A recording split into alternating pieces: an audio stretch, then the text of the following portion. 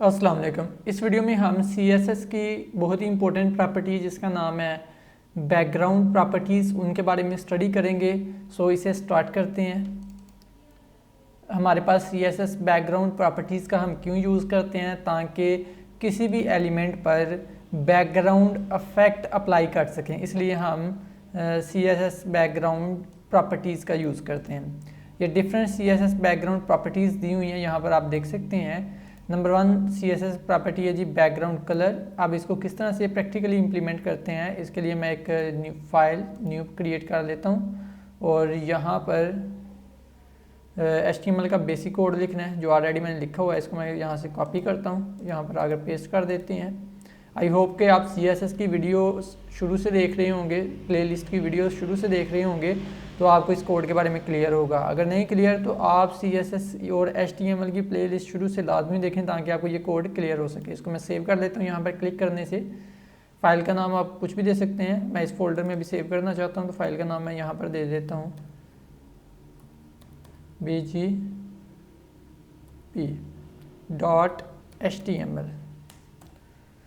And पर .html लाजमी लिखना है क्योंकि अभी हम वेब पेज HTML में बना रहे हैं। इसको सेव कर लेंगे। अभी मैंने इंटरनल CSS देनी है तो उसके लिए क्या करना पड़ेगा, यहाँ पर मैं स्टाइल का टैग यूज़ करूँगा।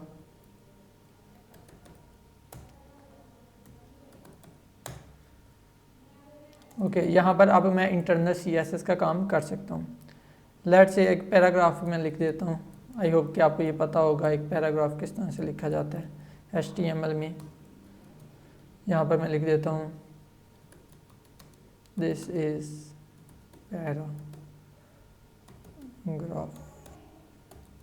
CSS language. ओके, इसको मैंने यहाँ पर क्लिक करके सेव किया। यहाँ पर चलें ये भी लिख देते हैं, टाइटल भी CSS बैकग्राउंड।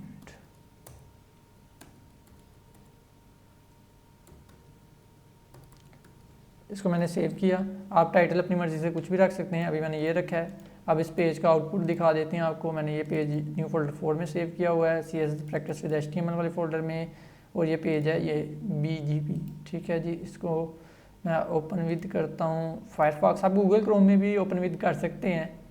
सो यहाँ पर आप टाइटल देख सकते हैं। वो जो बॉडी टैग में मैंने पैराग्राफ टैग लिखा था, ठीक है, P टैग का मतलब पैराग्राफ होता है, पैराग्राफ टैग, तो यहाँ पर आप देख सकते हैं पैराग्राफ। क्लियर हो गया ना। अब मैं क्या करना चाहता हूँ कि आई होप कि आपको ये चीज़ पता होगी कि ये वाला जो वाइट कलर का आपको सेक्शन नज़र आ रहा है, ये बॉडी सेक्शन होता है जिसको हम बॉडी टैग में देते हैं। अब ये बॉडी टैग पर मैं क्या करना चाहता हूँ कि ये बॉडी टैग में ये वाइट कलर की बजाय ब्लैक नज़र आए, तो उसको मैं किस तरह से इम्प्लीमेंट कर सकता हूँ। सिंपल सी बात है, यहाँ तो आप एलिमेंट सेलेक्टर के ज़रिए कर लें, जस्ट बॉडी टैग का नाम लिखें और काम कर लें। ID सेलेक्टर से भी कर सकते हैं, क्लास सेलेक्टर से भी। चले मैं ID सेलेक्टर से करता हूँ, B1। ठीक है, अब यहाँ पर जो नाम रखा है, यहाँ पर हमने हैशटैग पहले लिखना है, फिर B1 लिखते हैं ना। ठीक है, ये B1 कहाँ से, ये वाला हमने इधर यूज़ किया, और क्योंकि ये ID सेलेक्टर है तो ID के लिए हमने हैशटैग लिखते हैं CSS में। यहाँ पर हम कर्ली ब्रैकेट्स का यूज़ करेंगे और यहाँ पर आप CSS की प्रॉपर्टीज़ हम ऐड कर सकते हैं। सबसे पहले हम पढ़ेंगे बैकग्राउंड कलर के बारे में। CSS की property background colour, okay, colon add करेंगे और यहाँ पर कलर कोई भी लिखा जा सकता है जो मैं ऐड करना चाहता हूँ। ओके, यहाँ पर मैं ब्लैक लिख देता हूँ, सेमीकोलन ऐड करेंगे एंड पर। इसको यहाँ पर क्लिक करके सेव करेंगे। यहाँ पर आकर रिफ्रेश करते हैं तो आप देख सकते हैं बैकग्राउंड बॉडी का ब्लैक हो गया। क्लियर हो गया, क्योंकि ये भी ब्लैक कलर में लिखा हुआ नज़र आ रहा है इधर, तो आपको दिखाई नहीं दे रहा है, इसलिए ये देखिए ठीक हो गया। अब मैं ये जो लिखा हुआ है ना, इसको वाइट कलर में करना चाहता हूँ, तो किस तरह से होगा वो इस तरह से कि यहाँ पर मैं, चले यहीं पर मैं लिख देता हूँ टेक्स्ट, बल्कि इधर सिंपल सी बात है, हम लिखें कलर वाइट, टेक्स्ट कलर अब वाइट में नज़र आएगा। ये CSS प्रॉपर्टी है कलर वाली। इससे पहले हम वीडियो में कलर वाली CSS प्रॉपर्टी को पढ़ चुके हैं। आई होप कि आपने वो वीडियो देखी होगी जिसमें CSS की कलर वाली प्रॉपर्टी को बताया गया है। तो इसको मैंने सेव कर लिया। यहाँ पर आके रिफ़्रेश करते हैं तो यहाँ पर ये देखें आप, जो भी लिखा जाएगा बॉडी सेक्शन में वो किस में दिखाई देगा, वाइट कलर में। तो ये पैराग्राफ मैंने लिखा हुआ है तो अब ये ब्लैक की बजाय वाइट कलर में दिखाई दे रहा है, और जो बैकग्राउंड बॉडी का बैकग्राउंड होगा वो ब्लैक में अब दिखाई दे रहा है। क्लियर हो गया जी। अब क्या करते हैं जी, अब नेक्स्ट CSS प्रॉपर्टी को बढ़ते हैं जो क्या है, बैकग्राउंड इमेज। अब बैकग्राउंड इमेज का किस तरह से यूज़ करना है कि अब मैं इस वेब पेज पर बैकग्राउंड इमेज लगाना चाहता हूं तो उसके लिए मेरे पास एक इमेज भी तो होना चाहिए। तो उस इमेज के लिए कौन सा इमेज मैं लगाना चाहता हूं, लेट्स से यहाँ पर एक इमेज है, ये इमेज मैं लगाना चाहता हूँ। इसको मैं यहाँ से करूँगा कॉपी, ठीक है। अब ये देखें ये फाइल कहाँ पर है, bgp.html, ये फाइल मैंने रखी हुई है न्यू फोल्डर 4 में। इस फोल्डर में यहाँ पर आकर मैं पेस्ट कर देता हूँ। ठीक हो गया जी। अब मैंने ये इमेज वाले लगानी है इस पेज पर, ठीक है।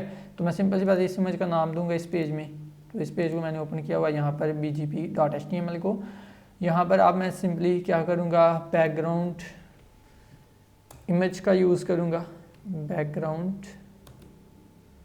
Background image, okay. Colon add करेंगे, यहाँ पर URL लिखेंगे, URL, यहाँ पर ब्रैकेट्स ऐड करेंगे और ब्रैकेट्स में जो वैल्यू है वो डबल कोट्स में देनी है, एंड पर सेमीकोलन ऐड करते हैं। यहाँ पर इमेज का क्या नाम है, अब यहाँ पर गौर कीजिएगा,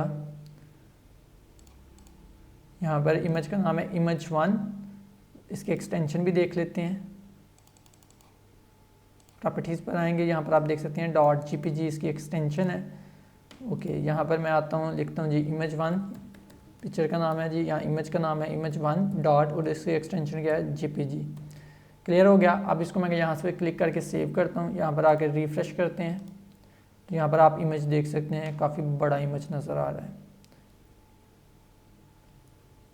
अब मैं ऐसा करता हूँ कि ये इमेज काफ़ी बड़ा नज़र आ रहा है तो इसको ना मैं छोटा कर देता हूँ।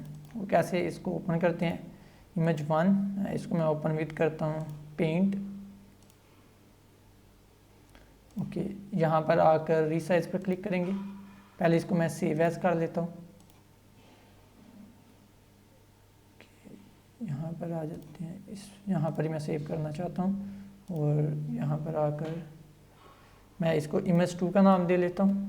इसको यहाँ से सेव कर लेते हैं, रीसाइज पर क्लिक करेंगे, पिक्सेल्स पर मैं क्लिक कर देता हूँ और यहाँ पर इसको लेट से मैं ऐड कर देता हूँ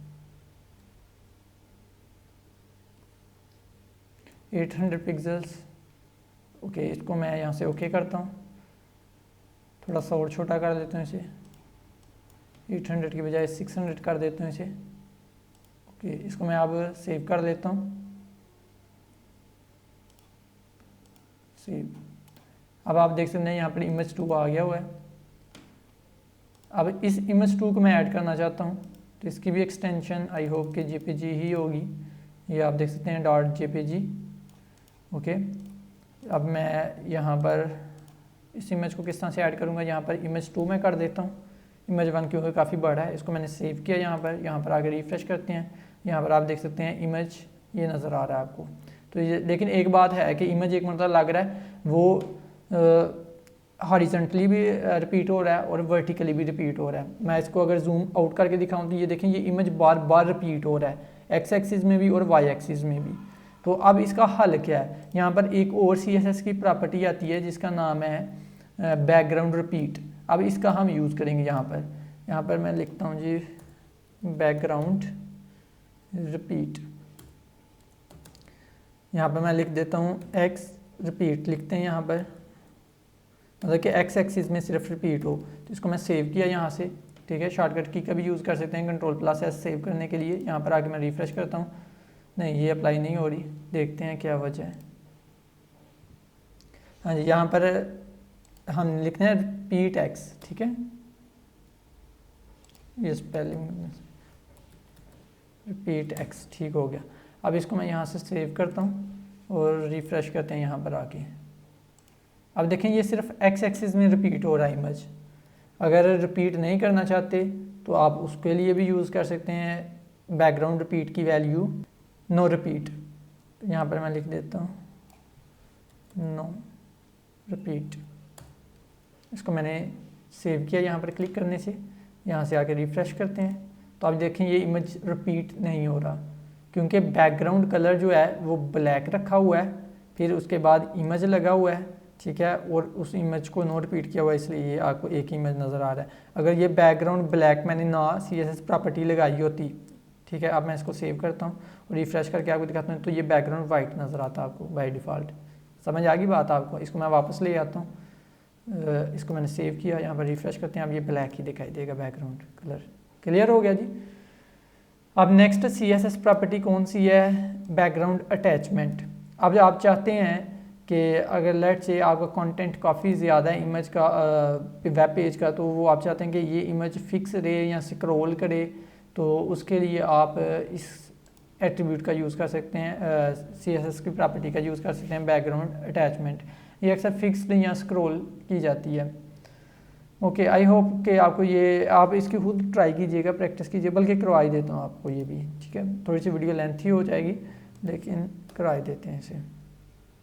अब देखें ये पैराग्राफ में ये लिखा हुआ है, अब मुझे काफ़ी ज़्यादा कंटेंट चाहिए, नहीं मैं ऐसा करता हूँ, इसके कंटेंट को ना, बल्कि इसको भी रहने देते हैं और यहाँ पर आकर मैं पेस्ट कर देता हूँ, मैंने कॉपी किया हुआ है। ओके, तो ये कंटेंट काफ़ी ज़्यादा आ गया। इसको अब आपको फिक्स्ड और स्क्रॉल के बारे में बताते हैं अभी, ताकि आपको अच्छे से क्लियर हो सके।